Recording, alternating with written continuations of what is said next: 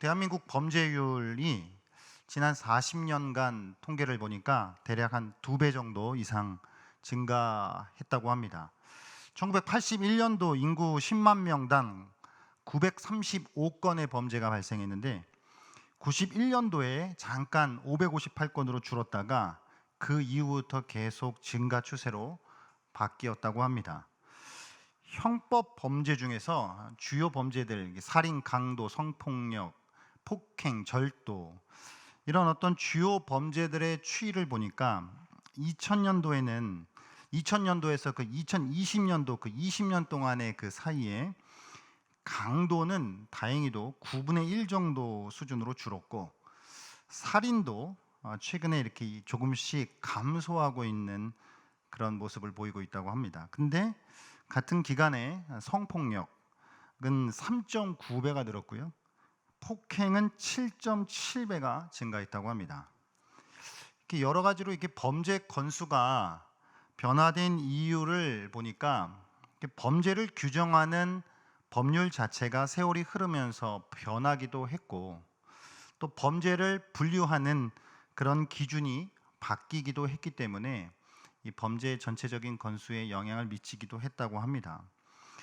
우리 사회가 발전하면서 범죄와 관련된 법들이 점점 촘촘해지고 더불어 또 과학기술이 발전을 하면서 나라의 치안이 더 아주 시스템화되었죠. 범죄를 예방하거나 통제하는 부분들이 좋아진 것은 사실입니다.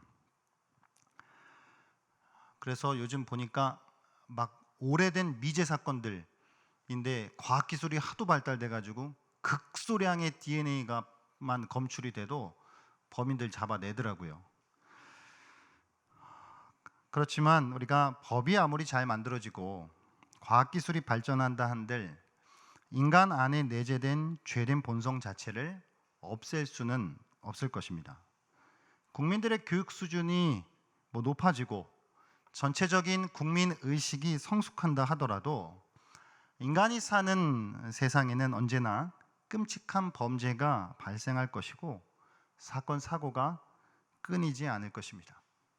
왜냐하면 인간은 어디까지나 죄인이기 때문입니다. 죄인된 인간에 대해서 성경은 이렇게 말씀하고 있죠. 로마서 3장 23절 말씀인데요. 같이 한번 읽어보겠습니다. 모든 사람이 죄를 범하였음에 하나님의 영광에 이르지 못하더니 아멘. 모든 인간은 죄인입니다. 이 말이 기분 나쁘게 들릴지 몰라도 이것은 엄연한 사실입니다. 아마 어떤 사람들은 내가 무슨 범죄를 저질렀다고 죄인이냐? 라고 반문할 수도 있을 것입니다. 앞에서 말씀드린 살인, 강도, 성폭력, 폭행, 절도 같은 것들은 근처에도 가지 않았다고 주장할 수도 있습니다. 심지어 나는 교통법규도 한 번 어긴 적이 없다고 말하는 사람들이 있을 수 있습니다.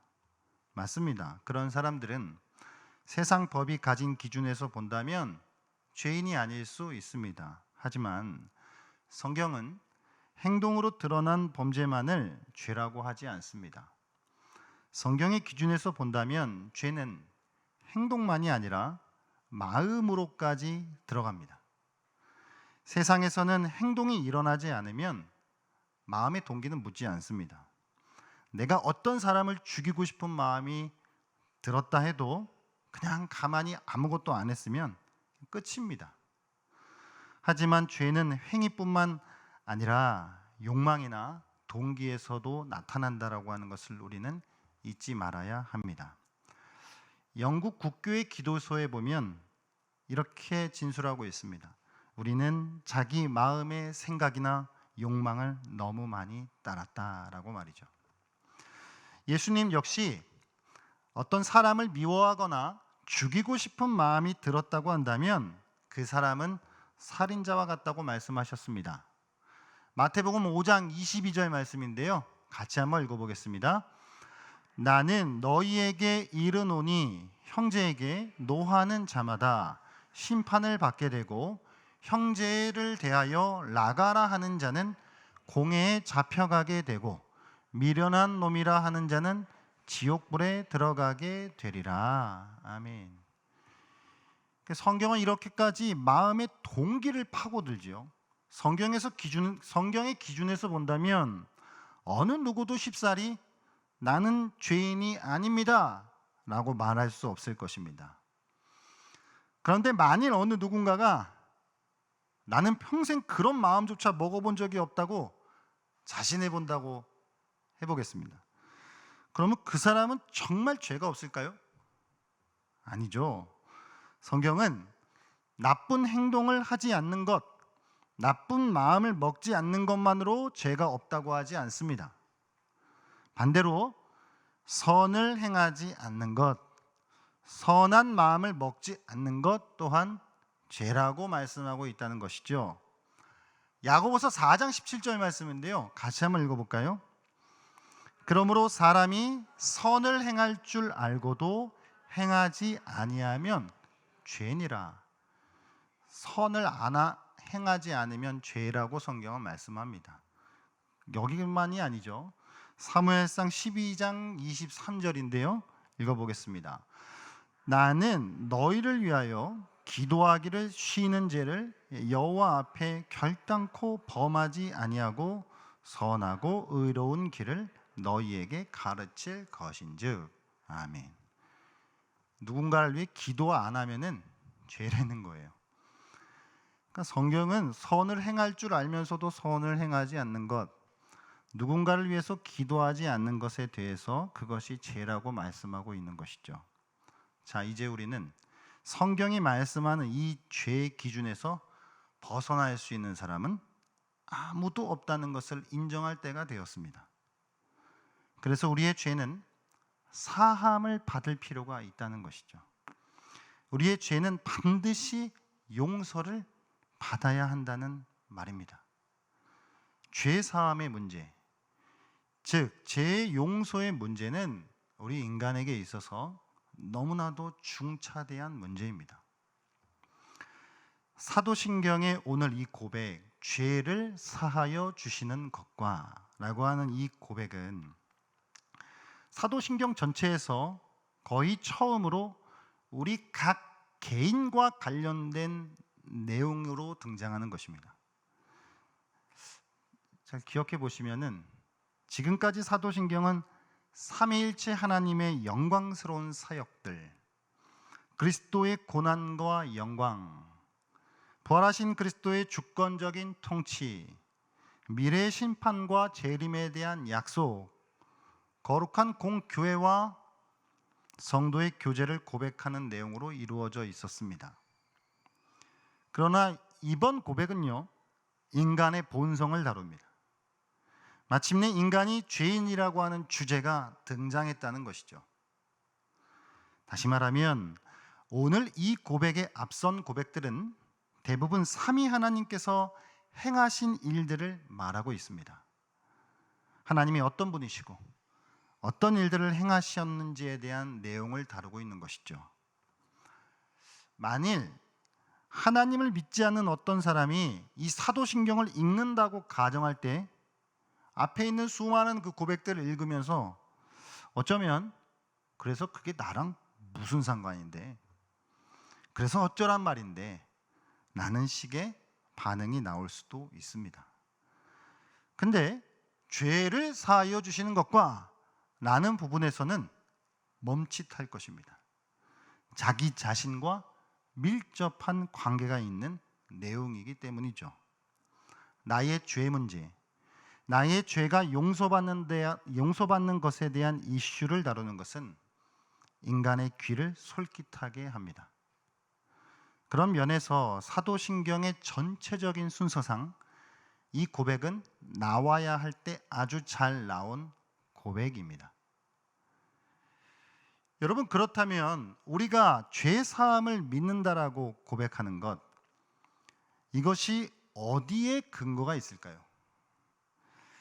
우리가 죄를 용서해 준다라고 하는 것을 믿는 것은, 그것을 고백할 수 있는 것은 창조에서 하나님의 창조로부터 그 인간의 타락과 하나님의 구원 사역을 거쳐서 그리스도의 영원한 나라에 이르는 그 모든 성경적인 진리들을 인정한다는 것을 의미합니다. 그러니까 죄를 사함 받는다라고 하는 걸 고백하는 것 안에는 수많은 성경의 그 진리들을 인정한다라고 하는 것이죠. 내 죄가 사함 받을 수 있는 근거가 어디에 있을까요? 그것은 사도신경의 앞선 고백들에 나와 있는 것입니다. 독생자 아들 예수께서 인간의 몸을 입으시고 인간의 죄를 위해 고난을 당하시고 죽으신 것, 그리고 3일 만에 부활하셔서 하나님 보좌 우편에 앉으셔서 다시 오신다고 하는 것, 이 모든 것이 나의 죄가 사함을 받을 수 있는 유일한 근거입니다. 사도신경의 앞선 고백들은 뜬구름 잡는 내용이 아니라 나의 죄가 사함을 받을 수 있는 유일한 근거라고 하는 것입니다. 앞에 내용들이 없다면 내 죄는 도무지 용서받을 수 없습니다. 그리고 죄 용서에 대한 고백을 하는 게 아무런 의미가 없는 거죠. 근거가 있어야 고백을 하고 그 고백을 통해 죄를 용서받는 것인데 근거가 없으면 아무런 의미가 없는 것입니다. 마치 은행에 가서 돈을 찾는데 잔고가 0원이에요. 근데 5만 원을 찾으려고 그러는데 나오나요? 안 나와요. 5만 원이 들어있어야 나오는 것이죠. 하나님께서 이미 행하신 그 모든 일들이 이미 있었기에 우리가 죄사함을 고백하고 그 죄사함의 고백에 대한 은혜를 입을 수 있다는 것입니다. 우리는 죄 용서, 곧 이 죄사함의 은혜를 통해 우리는 평안함의 복을 누릴 수 있습니다. 우리는 죄사함을 고백하고 그 은혜를 입음으로써 세상이 줄 수 없는 평안을 누릴 수 있다라고 하는 것이죠. 자, 그런데 곰곰이 생각해 보겠습니다.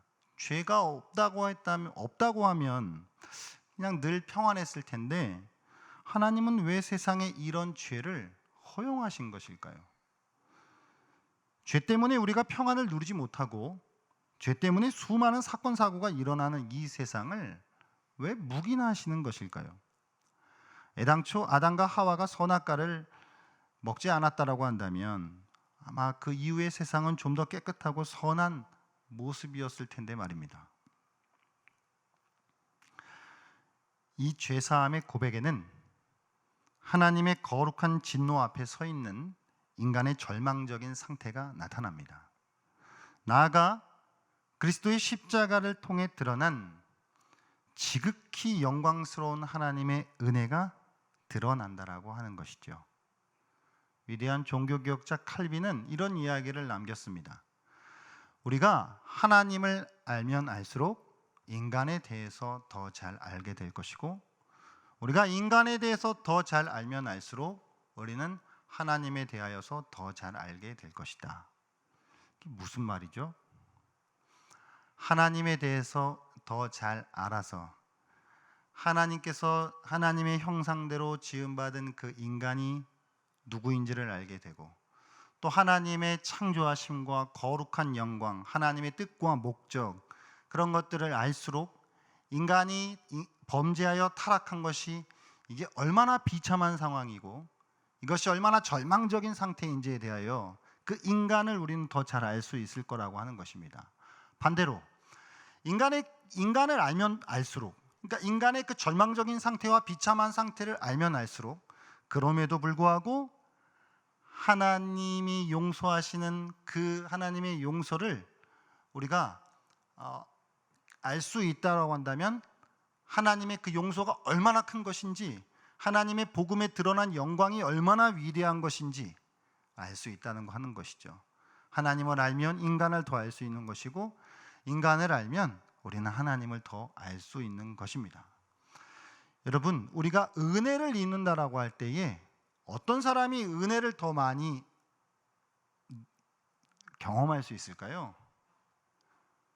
더 많이 용서함 받은 자, 더 많이 죄사함의 은혜를 입은 자가 더 많은 은혜를 있게 될 것입니다. 이게 하나님의 지혜이고 하나님의 이해할 수 없는 섭리이죠. 그러니까 만일 이 세상에 죄가 들어오지 않았다면, 만약에 그렇게 가정한다면 죄 사함의 은혜, 그리스도의 복음을 통해 드러나는 하나님의 찬란한 영광이 무엇인지 우리는 알 수 없었을 것입니다. 그래서 죄가 들어온 게 잘 됐다는 얘기가 아니라, 지금 이게 결과적으로 보면 하나님의 놀라운 지혜의 섭리 속에서 인간의 죄를 지은 안타까운 일이 벌어졌지만 그 일을 통해 그리스도의 십자가의 은혜와 그 사랑의 깊이와 높이와 넓이가 어떠한 것인지, 하나님의 용서하시는 은혜가 무엇인지, 그 찬란한 그 영광, 복음에 나타난 그 아름다움이 무엇인지 우리는 죄가 들어왔기 때문에 그것을 알 수 있다라고 하는 것이죠. 그래서 하나님은 죄를 통해 하나님의 또 다른 일들을 이루어 가고 계시는 것입니다. 복음의 아름다움과 하나님의 영광의 찬란함을 이 세상에 더 밝히 비추고 계시다라고 하는 것입니다. 여러분, 그렇다라고 한다면 우리는 죄를 사하여 주시는 것과 라고 하는 이 사도신경의 고백, 이 죄 사함의 그 은혜, 그거를 어떻게 나의 것으로 누릴 수 있을까요? 하나님이 우리의 죄를 사해 주신단 말이에요. 하나님이 우리의 죄를 용서해 주신단 말이에요. 알았단 말이에요. 알았는데 그럼 우리의 실제적인 삶 속에서 그 죄 용서, 죄 사함의 은혜를 누려야 될 거 아니에요. 그럼 그 죄 사함의 은혜를 어떻게 누릴 수 있을까요? 여기서 연결되어지는 것이 바로 회개입니다. 우리는 이 회개를 통해서 죄 사함의 은혜를 누리며 살아갈 수 있다는 것이죠. 요한일서 1장 9절인데요. 말씀 한번 읽어보겠습니다. 만일 우리가 우리 죄를 자백하면 그는 미쁘시고 의로우사 우리 죄를 사하시며 우리를 모든 불의에서 깨끗하게 하실 것이요. 아멘. 우리가 우리의 죄를 자백하면, 그러니까 우리가 하나님 앞에 진실로 회개하면 하나님은 미쁘시고 의로우시기에 우리의 모든 죄, 그 어떠한 죄도 사해 주시고 우리를 불의로부터 건져 주신다라고 하는 것입니다. 여러분 믿으십니까? 여러분 진짜 믿으시죠? 저는 한때 이게 잘 안 믿어졌던 적이 있습니다. 제가 이렇게 키가 크잖아요. 국민학교 때 좀 아이들 괴롭히기도 하고 못 살게 굴기도 하고 여자애들한테 막 짓궂은 장난도 하고 막 그랬었거든요. 저는 알잖아요. 나중에 예수 믿고 예수님 영접하고 인격적으로 주님을 만나서 그 몇 년 전의 일을 이렇게 떠올리면서 그래, 내가 너무 정말 더러운 죄를 저질렀구나. 회개를 했습니다. 근데 회개를 이제 했어요. 눈물을 흘리면서 하나님 정말 잘못했습니다. 회개를 했는데 얼마 지난 다음에 아무리 생각해도 제가 지은 그 죄가 용서받지 못한 것 같은 거예요. 제가 생각할 땐 너무 잘못을 많이 했거든요. 그래서 또 다시 하나님 앞에 눈물로 기도를 하고 이걸 3번을 반복하니까 그때서야 이제 좀 마음속에 내가 3번 정도 회개했으니까 하나님이 이제 용서 좀 해주셨겠지? 이런 경험이 있거든요. 그러나 우리가 우리의 그 어떠한 죄도 하나님의 용서보다 큰 것은 없다라고 하는 것을 우리는 잊지 말아야 할 것입니다. 우리가 그 어떠한 더러운 죄를 저질렀다 할지라도 하나님 앞에 진실로 자백하고 회개하면 하나님은 사하시는 은혜를 주실 것이다라고 하는 것을 믿으시기를 바랍니다. 주님의 신실하심이 우리의 믿음 없음보다 깊고 주님의 의지가 우리의 불순종보다 강하다는 것입니다. 우리가 이 사실을 잊지 말기를 바랍니다. 우리는 이 죄를 고백하고 자백하고 죄를 회개하는 이 삶을 통해 죄 사하시는 그 은혜를 날마다 누리며 살아갈 수 있다는 것입니다. 예수님께서 이 부분에 대하여서 제자들과의 그 한 에피소드를 통해 우리에게 가르쳐 주신 바가 있습니다. 요한복음 13장 10절 말씀인데요. 같이 한번 읽어보겠습니다. 예수께서 이르시되 이미 목욕한 자는 발밖에 씻을 필요가 없느니라. 온 몸이 깨끗하니라. 너희가 깨끗하나 다는 아니니라 하시니. 아멘.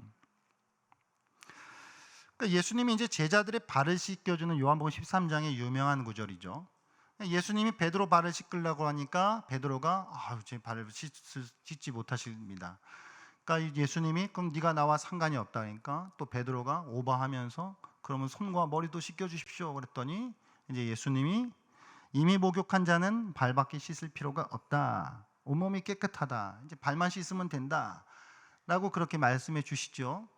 이게 이제 이 세족식 이 세족 예수님께서 제자들의 발을 씻기는 이 성경의 본문 통해 이 안에 이 죄 사함과 이 회개에 대한 중요한 원리가 이 안에 우리 이제 그 원리를 가르쳐 주고 있는 것인데요. 목욕했다라고 하는 것은 무엇일까요? 이미 세례를 통하여서 우리의 원죄를 씻김 받고 우리가 죄 사함의 은혜를 얻었다라고 하는 것입니다. 우리가 이 세례는 그래서 한 번밖에 받지 않지요. 세례는 일평생 한 번입니다. 그래서 이 목욕했다라고 하는 것, 이미 목욕한 자는 다시 목욕할 필요가 없다라고 하는 것을 통해 우리의 이 세례를 통한 이 구원의 은혜, 죄 사하심의 은혜, 그것은 한 번 이루어질 수 있는 일이죠. 우리의 원죄가 그것을 통해 사함 받았다라고 하는 것입니다. 그러나 우리 안에는 날마다 또한 우리 안에 남아 있는 이 죄성으로 자범죄들이 우리 안에 날마다 이렇게 일어나지 않습니까? 오늘도 몇 번 죄를 저지르셨죠? 그렇기 때문에 우리는 날마다 발을 씻는 작업을 해야 한다라고 하는 것이죠. 발을 씻는 작업이 무엇일까요? 이게 죄를 자백하고 회개하는 우리의 영적 생활인 것입니다. 세상은 더럽지요. 우리는 오늘도 예배당 밖을 나가면 더러움으로 가득한 이 세상에 발을 내디딜 것입니다. 그러면 우리의 발에는 늘 이 세상의 때와 오물과 이 더러운 것들이 묻을 것이죠. 묻을 수밖에 없어요. 세상에 발을 딛고 살아가는 한. 그렇기 때문에 우리는 날마다 하나님 앞에 발을 씻는 회개의 작업을 끊임없이 행하며 살아가야 한다라고 하는 것입니다. 그 회개의 작업을 우리가 행하며 나아갈 때에 비로소 죄 사함의 그 은혜가 우리의 것으로 누려질 수 있다라고 하는 사실을 잊지 말기를 바랍니다. 그런데 여러분, 이 회개에 중요한 팁이 있어요. 로이 해션 목사님이 이런 팁을 주었습니다. 이게 실제로 해보니까 맞더라고요. 어떤 팁이냐? 내가 이제 죄를 졌단 말이에요. 하나님 앞에 잘못을 했어요. 내가 안단 말이에요. 내가 하나님 또 죄를 저질렀습니다. 그러고 나서 회개하기까지의 시간을 최대한 단축하는 것입니다. 내가 하나님 앞에 잘못했네. 그 다음에 죄를 자백하고 고백하는 그 시간이 있을 거 아니에요. 뭐 그게 5분이 됐든 10분이 됐든 1시간이 됐든 하루가 됐든 한 달이 됐든 그 시간이 짧아지면 짧아질수록 하나님의 죄 용서의 은혜가 우리한테 더 크게 다가올 것이다라고 하는 거예요. 이 실제로 해보시면 압니다. 두 번째는 죄를 고백할 때 그냥 속으로 이렇게 웅얼웅얼하지 말고 진짜 옆에 있는 사람한테 말하는 것처럼 입술을 열어서 고백하라고 하는 거예요. 그렇게 입술을 열어서 자백하면 하나님이 주시는 죄사함의 은혜가 더 깊이 우리에게 다가올 것이라고 하는 것이죠. 이게 성경에는 안 나와 있는데 이게 경험을 통해 이 목사님이 그런 이야기를 하셔서 저도 한번 해보니까 그렇더라고요. 그래서 우리가 죄를 내가 인식한 것과 죄를 회개하기까지 자꾸 미루지 말고 우리가 자꾸 미루잖아요. 그리고 막 이렇게 아닌 것처럼 하고 막 슬그머니 넘어가려고 하고 그러니까 깨끗이 죄를 지은 그 자리에서 즉시로 하나님 앞에 회개하면 하나님의 죄 사함의 은혜가 더 크게 다가올 것이고 속으로만 웅얼거리는 것이 아니라 입술로 고백하면 하나님의 죄 용서의 은혜가 더 깊이 다가올 수 있다라고 하는 사실을 우리가 기억했으면 좋겠습니다. 오늘 이 사도신경에 죄를 사하여 주시는 것과라고 하는 이 고백을 우리가 매주일 또 우리가 너무 자주 이 고백을 이 신경 우리가 고백하는데 이 고백할 때마다 정말 그리스도께서 하나님께서 하시는 그 일들이 근거가 되어서 우리는 죄 사함의 은혜를 얻을 수 있는 것이고, 우리가 제3의 은혜를 나의 것으로 날마다 누리기 위해선 우리가 회개하는 삶을 살아가야 한다라고 하는 것, 날마다 발을 씻는 작업이 우리한테 필요하다라고 하는 것, 그 발을 씻을 때에 그 씻는 시간을 너무 미루지 말고 즉시로 하나님 앞에 나와 회개해야 한다라고 하는 것, 우리의 입술을 열어 또한 하나님 앞에 정직하게 고백할 때에 하나님의 은혜가 더 크게 다가온다라고 하는 것, 그 사실들을 우리가 기억하면서 우리 한 분 한 분 성도님들 한 분 한 분의 삶 가운데에 정말 이 죄의 용서, 죄의 사하심의 그 은혜가 날마다 더 우리의 것으로, 나의 것으로 생생하게 누려지고 경험되어질 수 있는 모두가 되실 수 있기를 주의 이름으로 축복합니다. 기도하시겠습니다.